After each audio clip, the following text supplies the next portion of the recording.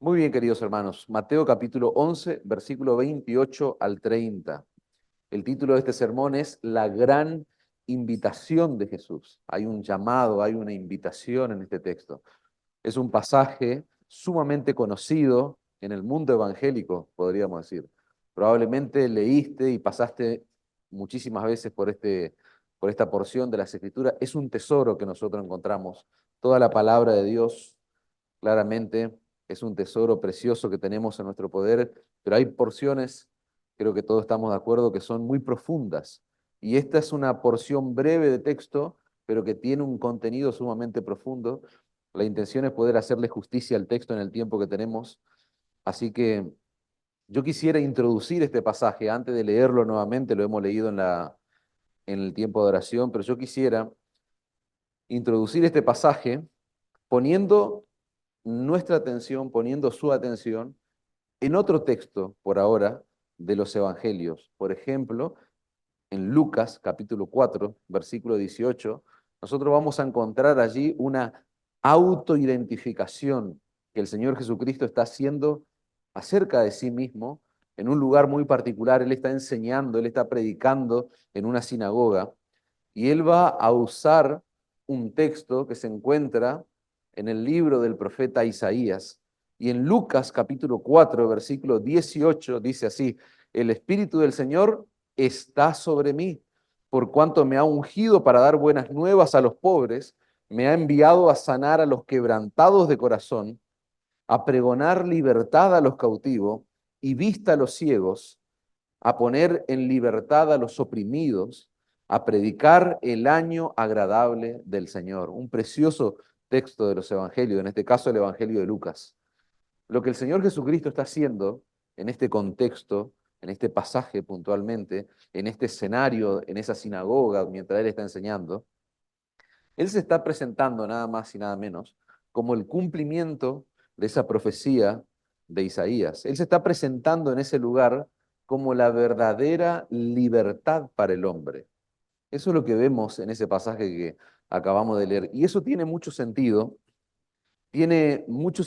que parte de la misión de Cristo al venir a este mundo sea precisamente pregonar libertad, poner en libertad a los oprimidos, porque nosotros vemos a la luz de la Escritura que el hombre en su estado natural, el hombre sin Cristo, nosotros sabemos que está en esclavitud. Eso es lo que enseña la palabra de Dios. Aunque el hombre piense que es libre y que puede hacer lo que a él se le antoja, a la luz de la palabra de Dios, sabemos que se encuentra en esclavitud en su condición natural. La palabra esclavitud, podríamos decir, es la que describe a la raza humana después de la caída en el Edén en adelante, y es la que nos describe a nosotros y va a describir a cualquier ser humano que nazca en este mundo.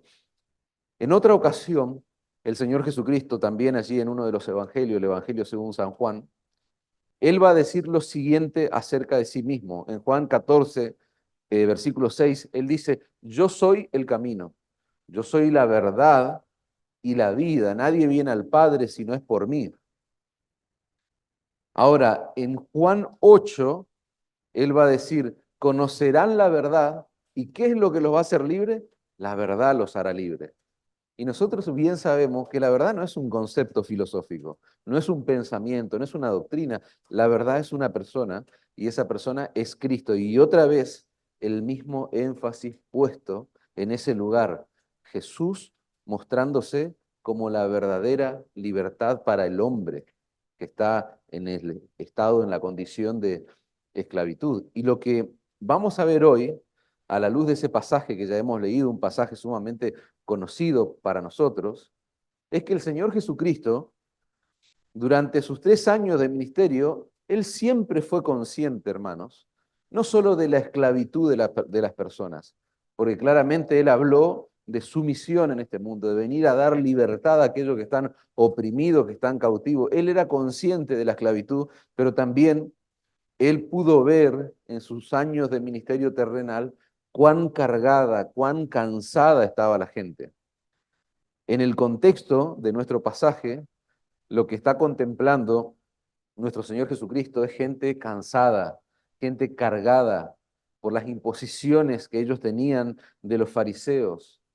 lo que los fariseos hacían con el pueblo, imponían reglas que eran imposibles de cumplir, reglas, leyes que nunca fueron establecidas en la palabra de Dios. El Señor Jesucristo también a lo largo de su ministerio, Él vio gente que estaba cansada de enfermedades y nosotros vemos allí personas que se acercan a Él sufriendo enfermedades. La mujer, ¿se acuerdan ustedes?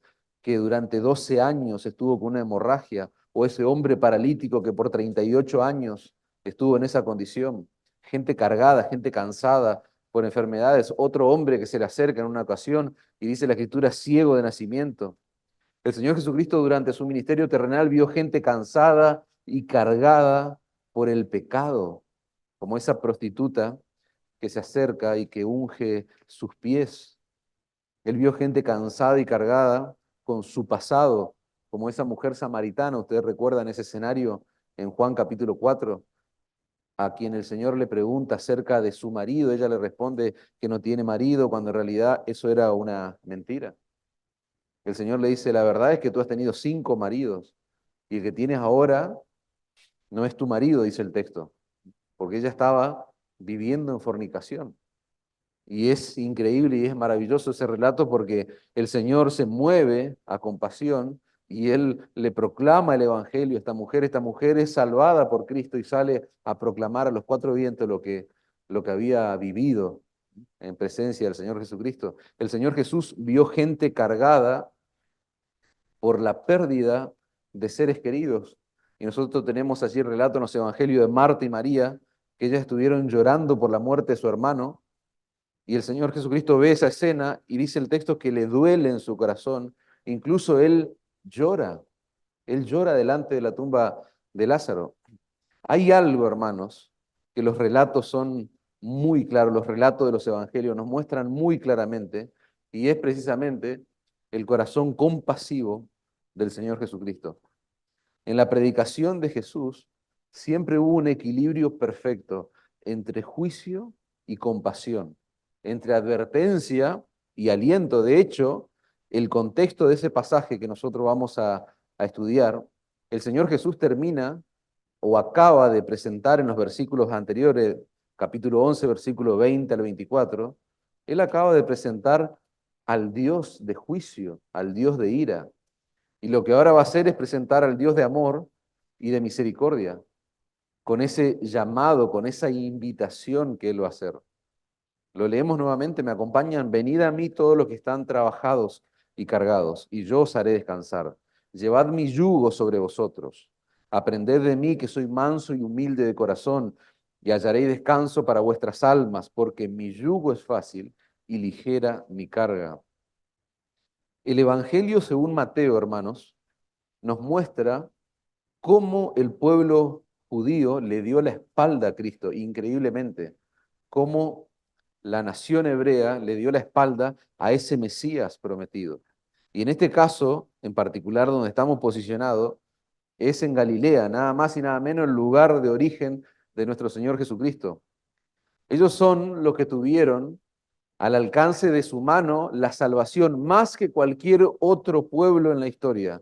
Y aún así, nosotros vemos en la Escritura que ellos rechazaron a Cristo, ellos rechazaron su mensaje. Sin embargo, el Señor siguió llamando a esta gente que estaba cansada de llevar esas cargas espirituales, esas imposiciones del judaísmo estricto, del judaísmo legalista. Y eso es lo que está ocurriendo en nuestro texto básicamente. El Señor llamando a esa gente que está cargada, que está llevando imposiciones de sus líderes religiosos, sus líderes judíos.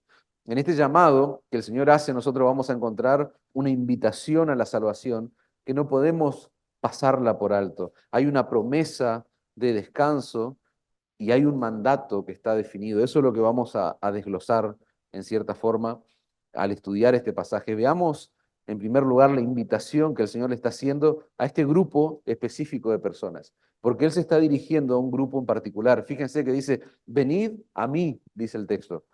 Eso podríamos definirlo como fe, eso es fe. Venid a mí, ¿quiénes? Todos los que están trabajados y cargados. Eso podríamos definirlo como arrepentimiento y descanso. La invitación que Cristo hace está confrontando a quienes, a sus enemigos, a los líderes religiosos de Israel, que se habían rebelado contra su predecesor. ¿Quién era el predecesor? Juan el Bautista, y contra el mismo Mesías. Mateo 11:18 dice, vino Juan, que ni comía ni bebía, y dicen, demonio tiene. Versículo 19, vino el Hijo del Hombre que come y bebe, y dice, he aquí un hombre comilón y bebedor de vino, amigo de publicanos y de pecadores. Estos líderes se habían rebelado en contra de Juan el Bautista, en contra del Señor Jesucristo. Jesús está diciendo, venid a mí, y todo lo que los fariseos decían eran, hagan esto, hagan aquello. Continuamente sometían a las personas con imposiciones y tradiciones que ni siquiera ellos eran capaces de cumplir. Se dan cuenta que el mensaje del llamado del Señor está siendo contracultural en esta época, en este momento. Dice, trabajados y cargados. Ese es el grupo específico al cual el Señor se dirige. Esa expresión, trabajados y cargados, describía precisamente a esa gente que estaba bajo el yugo del legalismo de los fariseos. Esa gente que estaba siendo sometida por estos líderes. Esta gente estaba oprimida por todas las reglas que los escribas y fariseos habían puesto sobre sus vidas, sobre sus espaldas. Pero ahora ese grupo específico de gente está escuchando un mensaje diferente de parte de Cristo. Está escuchando un mensaje totalmente diferente. Estas personas estaban agobiadas. Quiero mostrar la condición de esta gente. Estaban agobiados, estaban cansados, sobrecargados de responsabilidades, preocupaciones, pecado y encima el peso de intentar ganar la salvación por sí mismo mediante el cumplimiento de la ley. Pero no solo eso, mediante el cumplimiento de leyes que ni siquiera estaban contenidas en la palabra de Dios, eran tradiciones e imposiciones de hombre. Este llamado que Cristo está haciendo en nuestro texto, hermano, tiene vigencia aún hoy, 2000 años después, porque se aplica a cualquier persona que se encuentra en este grupo específico de personas. Se aplica a todos y cada uno de nosotros, porque nosotros no estamos fuera de este grupo. Se aplica a personas que intentan obtener su salvación por sus propios medios, por sus propios esfuerzos. Jesús está diciendo, venid a mí, vengan a mí, la salvación se encuentra en mí. La salvación no se encuentra en otro lugar. Jesús está llamando a aquellos que están lejos, por eso la invitación, vengan a mí. Él los llama a disfrutar de algo que ahora no tienen. ¿Por qué razón? Porque precisamente no están con Él, no están cerca de Él. Juan 6:35, Jesús dijo, yo soy el pan de vida, el que a mí viene nunca tendrá hambre, y el que en mí cree no tendrá sed jamás. Y sigue avanzando el texto, verso 37, dice, y al que a mí viene no le echo fuera. Venir y creer, lo que está diciendo Juan, van de la mano, como tener hambre y tener sed. Esa expresión venida a mí implica, hermanos, ir a Cristo con una actitud de arrepentimiento, reconociendo nuestra bancarrota espiritual, reconociendo nuestra pobreza, con un corazón contrito y humillado. Eso significa o eso implica venir a mí. Implica reconocer ese pecado que nosotros estamos cargando y que nos está condenando. Implica un reconocimiento de eso. De esa forma nosotros podemos ir a Jesús con un corazón sincero, genuino, porque queremos terminar con esa carga. Responder a ese llamado que hace el Señor significa lisa y llanamente confesar nuestras miserias, confesar nuestros pecados en genuino arrepentimiento. Y hay una promesa, Cristo promete librarnos de esa carga que nos pesa, que nos agobia. Para que una persona pueda ir a Cristo, debe reconocer, hermanos, que está cargado. Es lo que hablábamos el viernes con los jóvenes. Hablábamos del Evangelio como la noticia más increíble, la noticia más extraordinaria que una persona puede escuchar. Pero esa noticia implica una mala noticia que yo debo conocer. Y para que una persona pueda ir a Cristo, debe reconocer que tiene la necesidad de un perfecto y glorioso Salvador como Cristo. Debe reconocer que está cargado, que está cansado, que está esclavizado. y que no puede salir de esa condición natural en la que se encuentra, salvo por Cristo. La persona para ir a Cristo debe reconocer que está atrapado y sin salida. Si yo pienso que estoy viviendo una buena vida, o que soy una buena persona, o que estoy disfrutando de los placeres de este mundo, la invitación de Cristo en este texto no va a tener ningún atractivo para tu vida. Esa palabra trabajado nos habla de un agotamiento total. Nos habla de la fatiga que experimentan aquellos que tratan por sus propios medios de agradar a Dios y de encontrar salvación a través de sus esfuerzos, a través de sus obras, pero en realidad lo único que terminan encontrando es que lejanía de Dios, cada vez están más lejos. Trabajados involucra a gente que está cansada de buscar a Dios por medio de la sabiduría humana, por medio de mi lógica, de mi razonamiento. Cargado nos habla de ese peso que representa una enorme carga sobre la persona que está cansada, la persona que está trabajada. Dice un autor, mientras que trabajado se refiere al agotamiento externo que causa la búsqueda de la verdad divina por medio de la sabiduría humana, cargado sugiere las cargas externas causadas por los esfuerzos inútiles de las obras de justicia. Son trapos sucios nuestras mejores obras. Esa es la realidad. Esta era la condición de la gente en esa época, hermanos, y sigue siendo la condición de las personas en esta época. Había tanta enseñanza en ese momento, tantas reglas absorbentes, tantas demandas de los rabinos, de los fariseos, de los líderes, que no solo era difícil aprenderlas a todas, sino que era imposible cumplirlas a todas. Y es en ese contexto que Jesús está llamando al arrepentimiento. Porque ese venida a mí implica arrepentimiento. Jesús está llamando a la gente a que salgan de esas vidas egoístas, a que salgan de ese callejón sin salida en el que se encuentran, a que salgan de esa vida centrada en obras.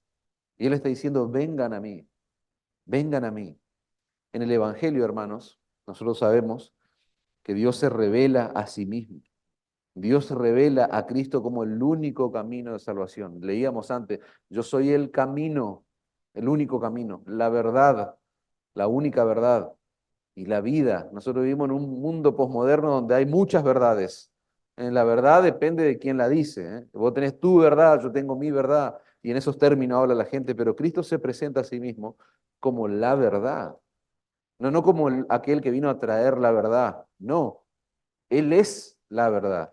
Él se presenta a sí mismo como, no como uno de los tantos caminos que pueden conducir a Dios, no, Él es el camino, dice la Escritura. Y eso es lo que se revela en el Evangelio, a Cristo como el único camino para la salvación. Y cualquier miserable y condenado pecador que se acerca en humildad, que recibe ese mensaje en humildad, puede abandonar la carga insoportable que representa su pecado, puede abandonar sus propios esfuerzos y puede correr a Cristo con manos vacías. Esa es la persona que Dios salva, aquella que reconoce, como decíamos antes, su carga, su miseria. Fíjense que hay una promesa preciosa que Cristo da y es la promesa de descanso. Yo os haré descansar. Jesús promete descanso espiritual a todos aquellos que van hacia Él en arrepentimiento y fe. Esa palabra descanso, hermanos, implica un cese de actividad, un parate.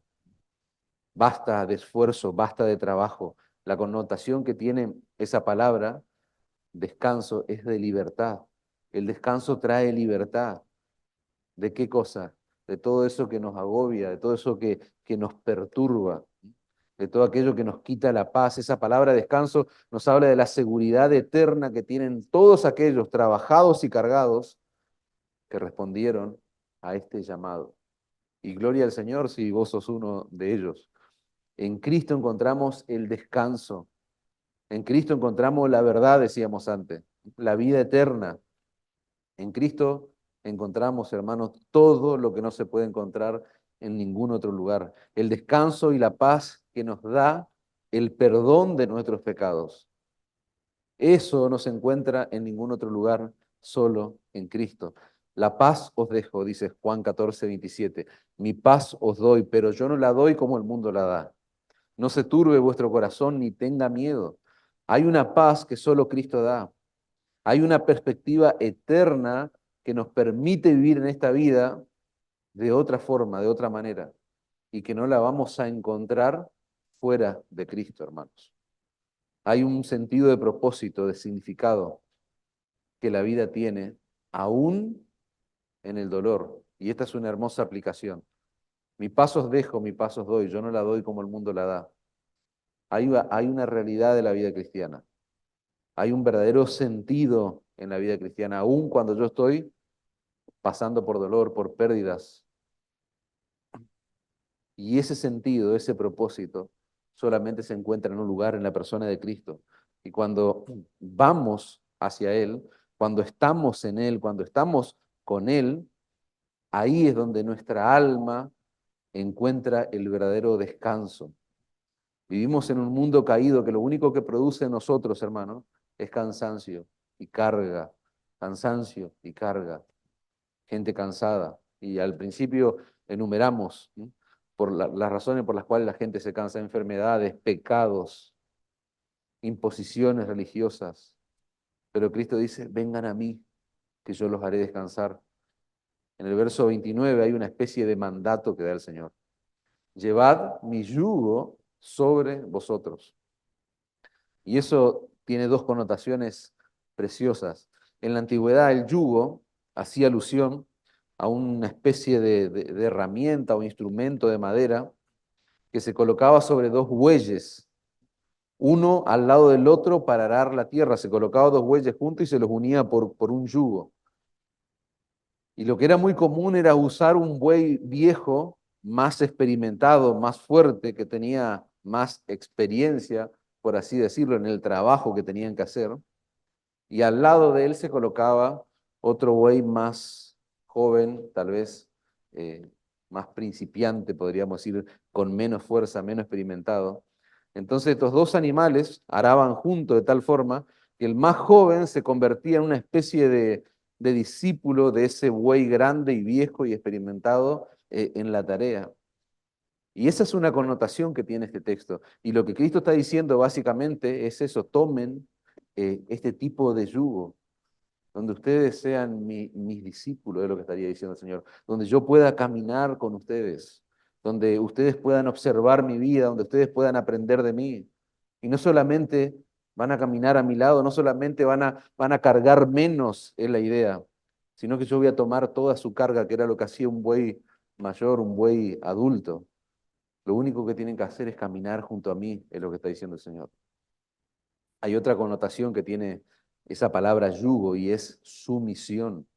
Este término en la antigüedad era una clara metáfora a la sumisión y a la obediencia.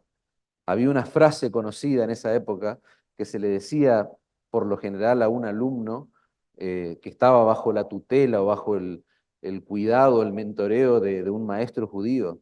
Pon el cuello bajo el yugo, se le decía, y permite que tu alma reciba instrucción. Sin duda que tomar el yugo del Señor era una invitación no solamente a estar con Él, no solamente a entregarle nuestra carga, sino también a la sumisión y a la obediencia de su voluntad. Y eso lo termina de confirmar el Señor al colocarse Él mismo como el Maestro.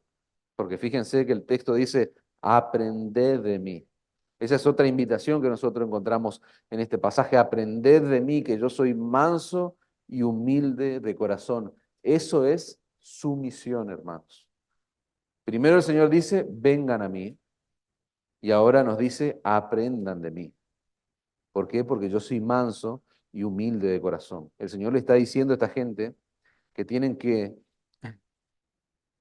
no le está diciendo tienen que aprender reglas, tienen que aprender tradiciones, tienen que aprender leyes, imposiciones, no, sino que Él mismo se está poniendo como el modelo, Él mismo se está poniendo como el ejemplo, Él lo está llamando para que puedan aprender de Él, para que puedan aprender de su propio estilo de vida. Vengan a mí, dice el Señor, y aprendan, observen, caminen conmigo y así van a descubrir lo que es la verdadera humildad, la verdadera mansedumbre.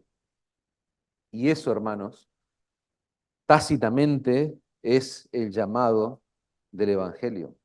Ese es el mismo llamado que nosotros decimos cuando proclamamos el mensaje del Evangelio. Vengan a Cristo, aprendan de Cristo, caminen con Cristo. ¿Se dan cuenta? Esa es la implicación del llamado del Evangelio. Somos orgullosos potenciales, hermanos, pero Cristo se presenta como nuestro mayor y mejor ejemplo de humildad. Él no solo propone salvarnos, sino que Él se propone hacer nuestra guía, nuestro maestro, nuestro todo en todo, como dice la Escritura. Lucas capítulo 4, versículo 18, lo leíamos antes, el Espíritu del Señor está sobre mí, por cuanto me ha ungido para dar buenas nuevas a los pobres, me ha enviado a sanar a los quebrantados de corazón. Fíjense, repito esa parte, por cuanto me ha ungido para dar buenas nuevas a los pobres, y ahora viene, me ha enviado a sanar a los quebrantados de corazón, a pregonar libertad a los cautivos, vista a los ciegos, a poner en libertad a los oprimidos, a predicar el año agradable del Señor. Dar buenas nuevas a los pobres era el énfasis del resto de lo que se está diciendo, hermano. Todo lo demás que se enumera se sostiene, podríamos decir, de ese oficio, de esa misión de dar buenas nuevas a los pobres. Y algo parecido está pasando con nuestro texto. El Señor dice que Él es manso y humilde de corazón. La realidad es que Cristo es la consumación, hermanos. Es la representación de todas las virtudes que vos te puedas imaginar. Él es la representación suprema y perfecta de todas las virtudes que vos te puedas imaginar y que puedas enumerar. Sin embargo, el Señor escoge, según nuestro texto, la mansedumbre y la humildad. Es como que todas las demás virtudes perfectas que tiene el Señor se sostienen en su mansedumbre y en su humildad. Es como si Cristo estuviera diciendo, todas las virtudes que puedo tener dependen de esas dos virtudes. Todas las virtudes que conforman parte de mi persona, estaría diciendo el Señor, están ligadas a la humildad, se sostienen en la mansedumbre. La humildad es la virtud cardinal, hermanos, es la columna vertebral, podríamos decir, de la vida cristiana. Cristo está llamando a sus discípulos a ser mansos y humildes. Esto que relata Mateo está ocurriendo en el primer siglo. Y vas a ver que culturalmente no tenemos mucha diferencia con el siglo presente. En el primer siglo había un término que identificaba a la cultura dominante en ese contexto, que era greco-romano. El Señor está diciendo esto en lo que consideramos como el mundo greco-romano. Todo estaba bajo el imperio, bajo el gobierno de Roma, pero Grecia había conquistado la cultura de Roma. Entonces hay un poder político y militar que está imperando, pero la cultura de ese imperio estaba conquistado por Grecia. De ahí viene el término greco-romano. Y en ese contexto, en esa cultura dominante, la humildad era la última de las virtudes. De hecho, no era una virtud ser humilde en ese contexto. No era algo que yo debía anhelar, que yo debía buscar, no era algo que se aplaudía, no era algo que se deseaba la humildad. Ese mundo, esa sociedad creía en lo que se podría llamar como la reputación. Era una sociedad, como la llaman algunos autores, de vergüenza y honor. Es decir, había que evitar la vergüenza a cualquier costo. Y de esa forma se mantenía el honor. Evitando la vergüenza, vos mantenías el honor. ¿Por qué? Porque la reputación, el estatus era todo lo que importaba. De hecho, el conocido filósofo griego Aristóteles, él decía que lo más grande era la grandeza. Fíjense, lo más grande era la grandeza. Decía este hombre, el honor sin contradicción es la más grande de los bienes exteriores al hombre. Los corazones magnánimos, los corazones espléndidos, dice, miran con respeto al honor, puesto que los grandes lo ambicionan sobre todo y la miran como su más digna recompensa. ¿Se dan cuenta de la filosofía que reinaba en esa cultura? Y Cristo viene en este mundo, en esta generación, en esa cultura reinante, y Él va a decir cosas tales como, entre vosotros no será así. Entre vosotros, sus discípulos estaban infectados por esta forma de pensar, pero le va a decir Mateo 20, 26, entre vosotros no será así, sino que el que quiera hacerse grande, magnánimo, el que quiera ser espléndido, entre vosotros, ese será vuestro servidor.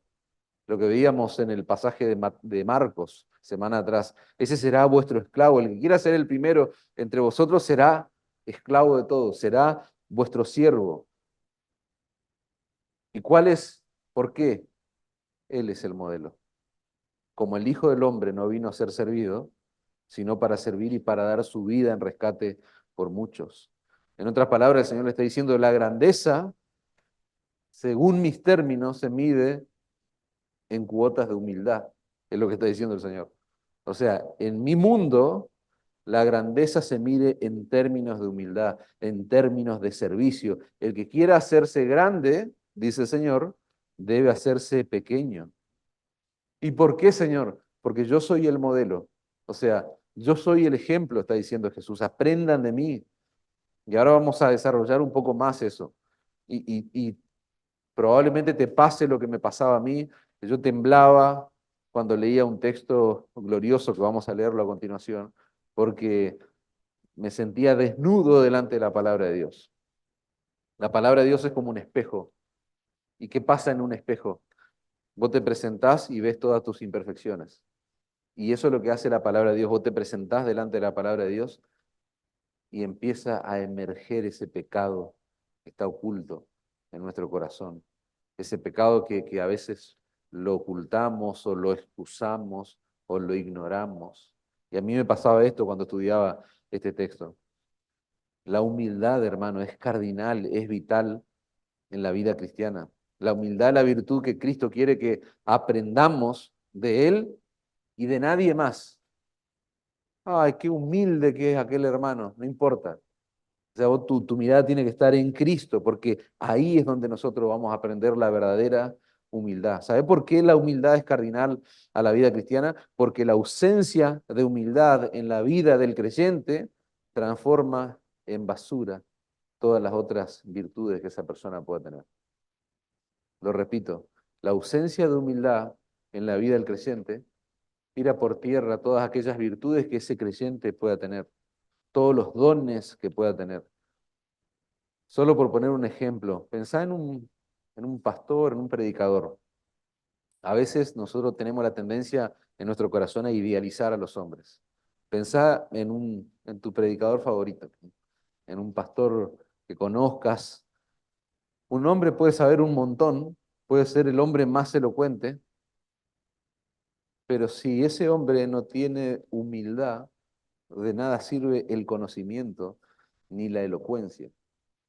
Pero nosotros estamos tan bombardeados por la cultura greco-romana, vamos a llamarle, si bien no impera entre nosotros la cultura greco-romana, pero no difiere mucho de lo que era en aquel entonces, que nosotros a veces nos vemos como aceptamos que un hombre, un predicador, un hombre del Señor, sea un hombre arrogante, soberbio, pedante, pero conoce mucho, predica la palabra de Dios.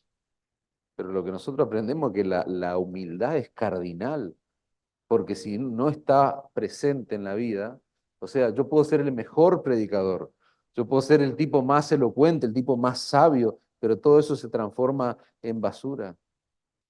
¿Por qué? ¿Cómo se le llama a la falta de humildad? Hay una palabra, ¿cómo se llama? Orgullo. ¿Y dónde ves una connotación positiva en la palabra de Dios acerca del orgullo? Eso es diabólico, hermanos. ¿Es tan lindo el orgullo en la vida de los creyentes? ¿Hace florecer las demás virtudes? No, el orgullo no hace florecer las otras virtudes. El orgullo embarra todas las virtudes que una persona pueda tener. Santiago 4:6 dice, Dios resiste a los soberbios y da gracia a los humildes. Pero no hay una categoría acá de soberbios. Dios resiste a los soberbios que no saben nada, pero a los soberbios que son elocuentes, que son virtuosos, no, no. Dios resiste a los soberbios, pero Él da gracia a los humildes. Es decir, la connotación que hay detrás es que la debilidad del Señor son los humildes. ¿Por qué? Porque su Hijo vino a este mundo en la misma condición de hombre a ser el ejemplo supremo de humildad, de mansedumbre. Cristo vivió todo el tiempo diciendo que Él no enseñaba, que Él no hacía nada que su Padre no le hubiese instruido, que no le hubiese enseñado, no le hubiese ordenado. Cristo, hermano, es el ejemplo perfecto de lo que es la sumisión a la voluntad de Dios. Y eso solamente es posible, porque Él era Dios. No, porque Él era humilde, hermanos. Nunca una persona se va a someter a la voluntad de Dios en ausencia de humildad. Otro argumento fuerte que debiera golpearnos en esa área de nuestra vida. ¿Vos te das cuenta que cuando nosotros nos paramos frente a la humildad de Cristo, nosotros tenemos que temblar? Es lo que me pasaba a mí cuando estudiaba el texto y es lo que yo ruego que te pase a vos, que haya ese esa inquietud, que te sientas inquieto allí en tu corazón. La falta de humildad es contradictorio a tener a Cristo como Señor en nuestra vida, hermanos. La humildad no es un tema periférico a la vida cristiana, no, la humildad es cardinal, es el tema central. El Evangelio es un mensaje de humildad. Repito, el mensaje del Evangelio que vos creíste, que vos abrazaste y que vos estás predicando, es un mensaje de humildad. La virtud central que sobresale en el mensaje del Evangelio es la humildad, no es otra cosa. Cristo, hermano, con todo el poder del universo, no solamente vino a este mundo a lavar los pies de su discípulo. Yo quiero que pienses en lo que vamos a celebrar hoy. O sea, Cristo, con todo el poder del universo, se dejó clavar en un madero por gente que él hacía así y los desaparecía. ¿Eso no te parece que eso es humildad? Cristo tenía poder y autoridad para calmar la tempestad, es lo que vemos en los evangelios, las tormentas, el viento. Sin embargo, nosotros vemos en el mensaje del evangelio que Él se vació de todo su poder, de toda su divinidad.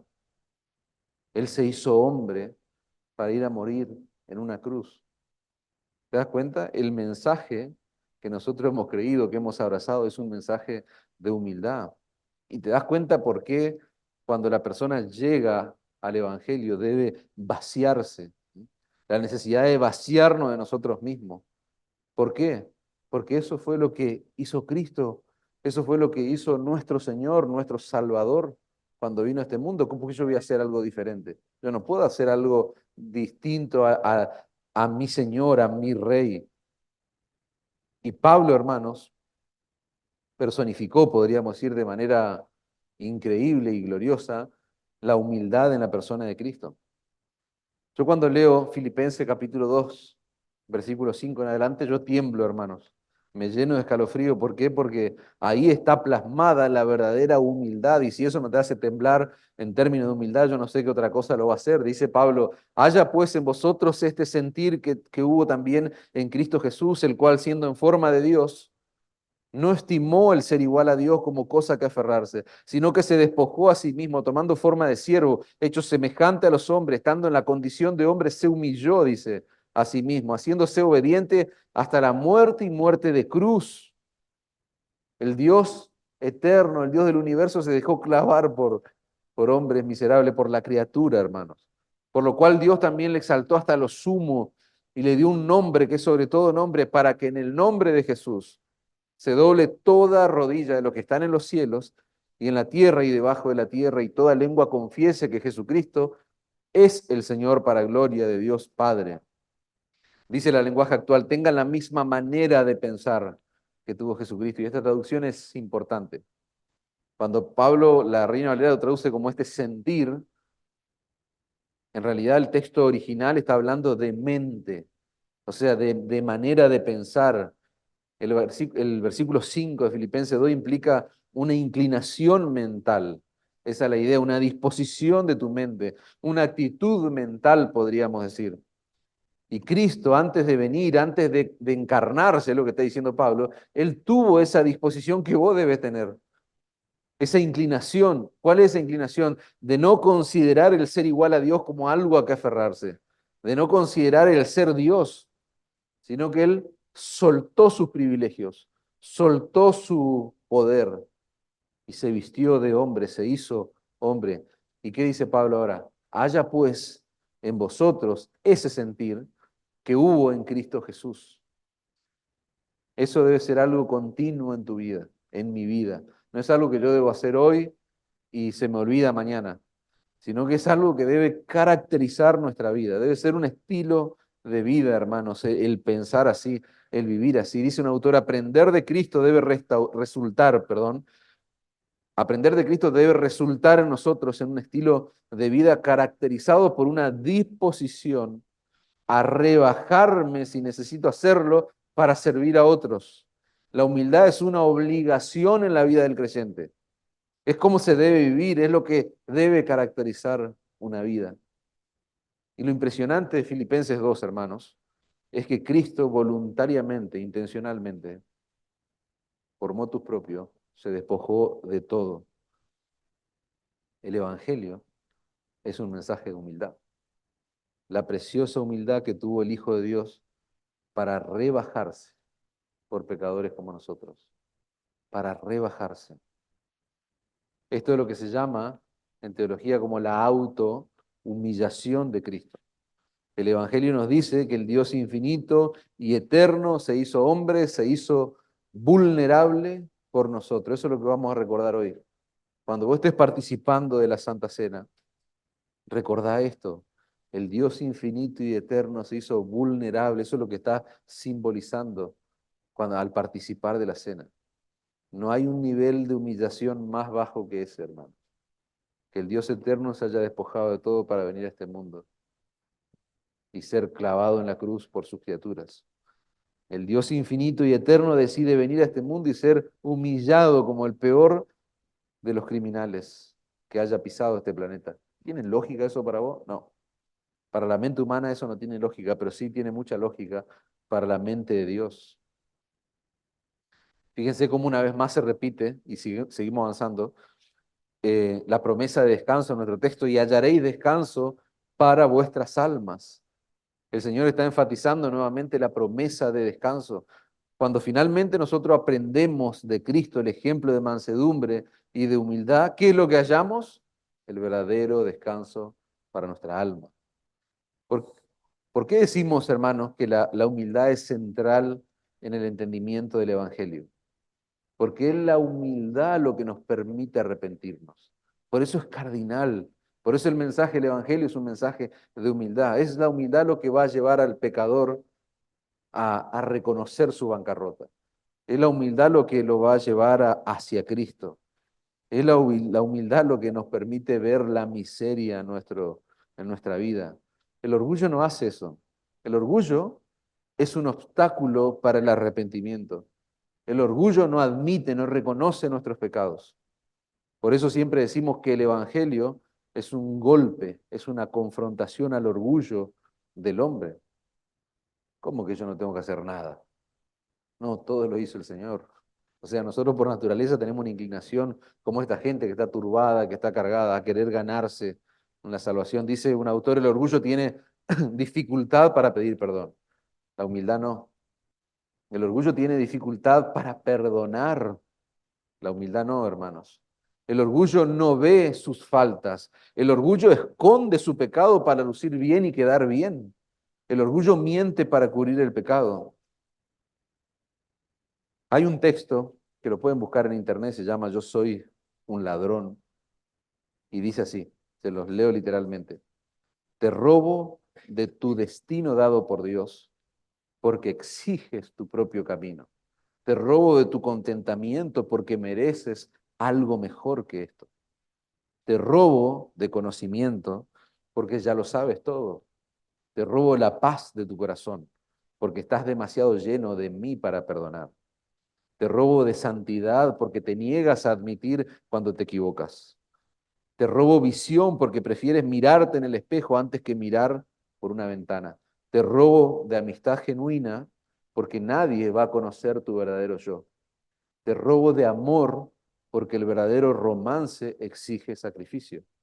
Te robo de grandeza en el cielo porque te niegas a lavar los pies de otro en la tierra. Te robo de gloria de Dios porque te convenzo de que busques la tuya. ¿Sabes cómo me llamo? Me llamo orgullo. Te gusta porque crees que siempre te estoy cuidando. Eso es falso. Lo único que estoy buscando es hacerte lucir ridículo. Dios tiene mucho para ti, lo admito, pero no te preocupes. Mientras te quedes conmigo, nunca lo sabrás. Vamos a Cristo, hermano. Venid a mí, dice el Señor. Mi yugo es fácil, dice el texto, y ligera mi carga. Fíjense cómo termina, con una explicación del descanso que Él provee. Fíjense que Cristo está diciendo que si nosotros vamos a Él y permanecemos con Él y caminamos con Él, lo único que tenemos que hacer es obedecerle. Esto era muy diferente al yugo que imponían los fariseos. Ellos tenían un yugo. Dice Mateo 23:1. Entonces habló Jesús a la gente y a sus discípulos diciendo, en la cátedra de Moisés se sientan los escribas y los fariseos. Así que todo lo que os digan que guardéis, guardadlo y hacedlo, mas no hagáis conforme a sus obras, porque dicen y no hacen. Hay un problema de obediencia en estos hombres. Porque atan, ¿sí? Dice la traducción en lenguaje actual, imponen. La nueva traducción viviente dice, aplastan, ¿no? Porque atan, imponen, aplastan cargas pesadas y difíciles de llevar y las ponen sobre los hombros de los hombres, pero ellos ni con un dedo quieren moverla. Esa era la condición de estos hombres. Pero el Señor dice, mi yugo es fácil. Fíjate qué diferente es la de estos hombres. Mi yugo es fácil. Solamente tenés que venir y seguirme, caminar conmigo, y vas a ver cuán ligera es mi carga, lo que está diciendo el Señor. Caminar con Cristo pesa poco, hermanos. ¿Por qué pesa poco? Porque Él es el buey enorme, viejo, experimentado, que lleva la carga de ese buey débil. Cristo vino para librarnos, hermanos, justamente de cualquier tipo de opresión. Él se presenta a sí mismo como la verdadera libertad del hombre, decíamos. Su yugo no tiene que ver con las exigencias de la ley, mucho menos con tradiciones humanas. ¿Con qué tiene que ver su yugo? Primera de Juan 5:3. Este es el amor a Dios. ¿Qué cosa?